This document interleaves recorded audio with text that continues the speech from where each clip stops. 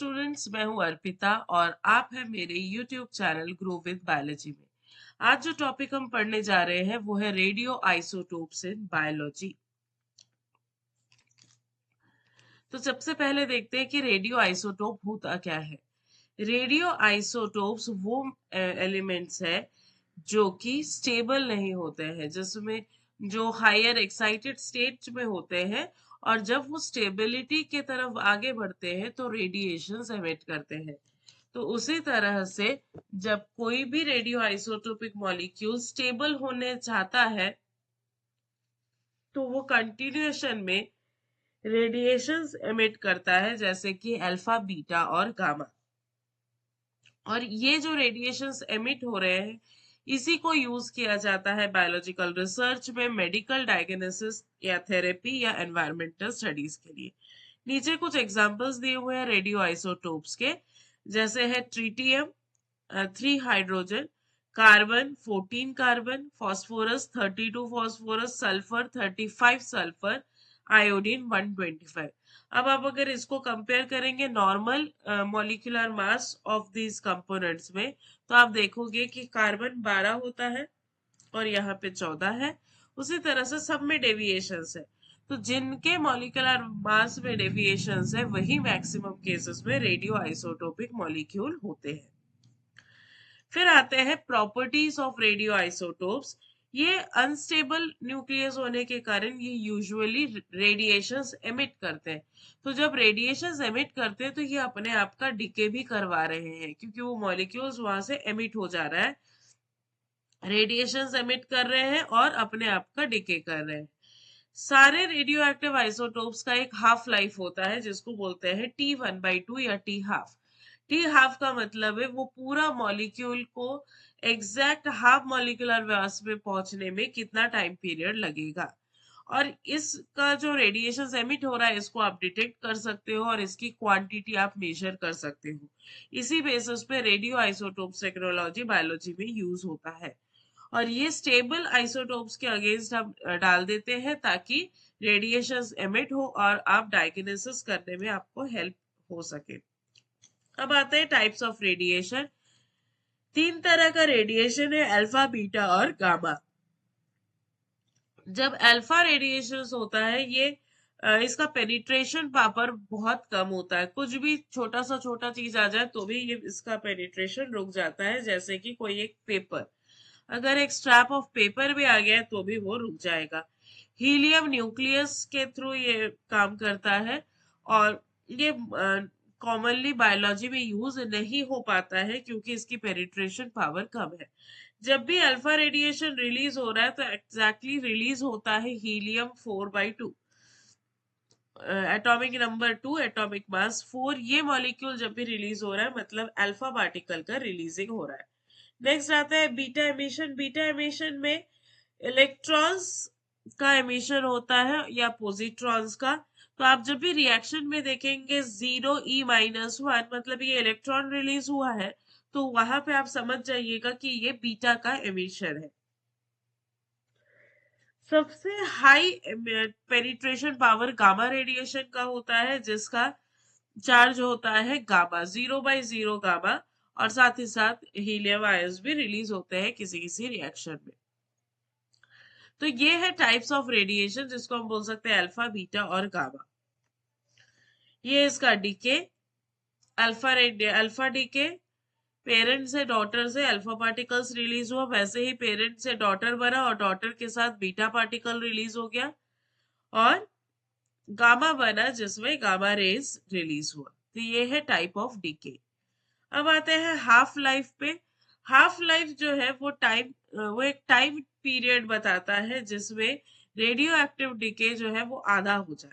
जैसे एग्जाम्पल के तौर पे है फास्फोरस 32 का डीके है 14.3 डेज, 14 कार्बन का डीके है 5730 डेज, हीलियम का हेट्रियम का डीके है 12.3 ईयर्स। तो इस तरह से ये हाफ लाइफ डिटरमाइन करता है कि आपका आइसोटोप कितना स्टेबल है। जब वो हाफ लाइफ पे पहुंच जाता है तो उसकी स्टेबिलिटी धीरे धीरे बढ़ने लगती है।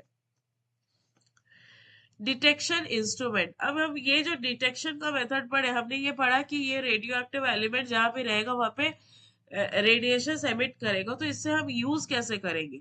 तो इसके लिए ये 4 इंस्ट्रूमेंट डिजाइन हो चुके हैं, जैसे कि Geiger Muller counter, scintillation counter, auto radiography और गामा कैमरा या पेट कैमर्स। ये क्या होता है, पहले हम बात करते हैं गीगर म्यूलर काउंटर की।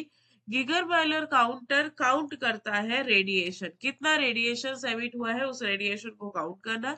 ये सबसे कॉमन एप्लीकेशन है रेडियो आइसोटोप्स को एनालिसिस करने के लिए। सेकंड आता है सिंटिलेशन काउंटर। ये क्या करता है, जब हम रेडिएशन को काउंट कर लिए गीगर मोलर से, तो ये उस रेडिएशन को लाइट पल्सेस में कन्वर्ट कर देता है, तो आपके पास एक सिग्नलिंग वैल्यू आनी चालू हो जाती है, वो है सिंटिलेशन काउंटर। नेक्स्ट है ऑटो रेडियोग्राफी। ऑटो रेडियोग्राफी में रेडिएशंस जो है वो एक्सपोज होते हैं टू फोटोग्राफिक फिल्म, जैसे रेडिएशन एमिट हुआ उसका इम्प्रिंट ले लिया जाता है एक फोटोग्राफिक फिल्म के ऊपर, जिसको हम यूज करते हैं स्ट्रक्चर्स एनालिसिस में। फिर है गामा गामा कैमरा या स्पेट स्कैनर। ये डिटेक्ट करता है गामा रेडिएशन, और ये इमेजेस फॉर्म में, जैसे सीटी स्कैन वगैरह है, उन सब में ये हेल्प करता है इमेज फॉर्मेशन। नेक्स्ट आते हैं लेबलिंग टेक्निक, जैसे ट्रिटियम को कर रहे हैं, ट्रिटियम 3 हाइड्रोजन, ये यूज किया जाता है डीएनए आरएनए या हाइड्रोजन हार्मोन्स को लेबल करने में। 14 कार्बन यूज किया जाता है ऑर्गेनिक मेटाबोलाइट्स के लेबलिंग में।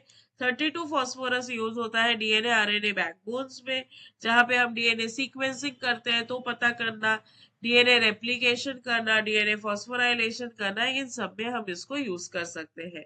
35 सल्फर यूज होता है प्रोटीन्स के लेवलिंग में, जहां पे प्रोटीन सिंथेसिस का स्टडी किया जाता है। 125 आयोडीन, आयोडीन यूज किया जाता है थायराइड हार्मोन्स के लेवलिंग में, जहां जिसका एप्लीकेशन में आता है रेडियो इम्यूनोएसेस, थायराइड कैंसर्स या थायराइड फंक्शंस के टेस्ट।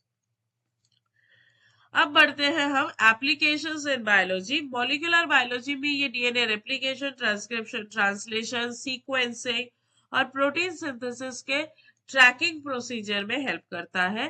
नेक्स्ट आता है मेटाबॉलिक पाथवे ट्रैकिंग। यहाँ पे ये ट्रैक करते हैं कि कौन सा रिएक्शन हो रहा है, और वो जिस मॉलिक्यूल को आपने लेबल किया है उस लेबल मॉलिक्यूल में का मूवमेंट का है, वो लेबल मॉलिक्यूल स्ट्रक्चर्स में किसके बाद कहाँ पे मूव कर रहा है। इम्यूनोलॉजी में रेडियो इम्यूनो एसे में यूज होता है। उसके बाद आता है हॉर्मोन्स, एंटीजन्स, एंटीबॉडीज, इन सब के कंसंट्रेशन में, इन सब में आप यूज कर सकते हो रेडियो एक्टिव आइसोटोप्स। फिर आता है मेडिकल डायग्नोसिस। मेडिकल डायग्नोसिस नीचे आप टेबल में देख सकते हैं, थायराइड का scan, PET scan, bone scan, ये सारे स्कैनिंग में हम यूज करते हैं। कैंसर ट्रीटमेंट में कोबाल्ट 16 इरिडियम 192 यूज किया जाता है ट्यूमर को इरिडिएट करने के लिए, और साथ ही साथ ये टारगेट करता है डिवाइडिंग कैंसर सेल्स को मारने के लिए। तो ये इस तरह का कुछ ट्रीटमेंट्स हम कर सकते हैं with radio isotopes. Safety measures की अगर हम बात करें, तो इसमें सेफ्टी बहुत ज्यादा जरूरी है, क्योंकि ये काफी ज्यादा पेनिट्रेशन पावर रख रहा है।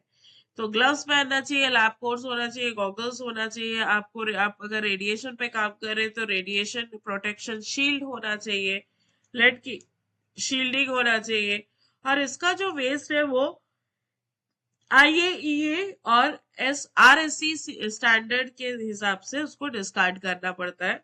इसको आप नॉर्मल वेस्ट डिस्पोजल में नहीं डाल सकते। डोसीमीटर बैंडेजेस भी आपको पहनना अच्छा होता है। तो जो वीडियो देख रहे हो वो ढूंढे और बताए कि डोसीमीटर बैंडेजेस क्या है। कमेंट सेक्शन में आप इसका आंसर लिख सकते हैं। नेक्स्ट आते हैं एडवांटेजेस।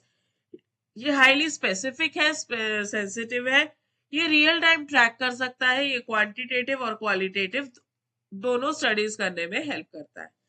अगर हम लिमिटेशन की बात करें तो रेडियो हेल्थ रिस्क देता है, ये स्पेसिफिक लैब में ही हो सकता है, सारे लैब्स में ये पॉसिबल नहीं है।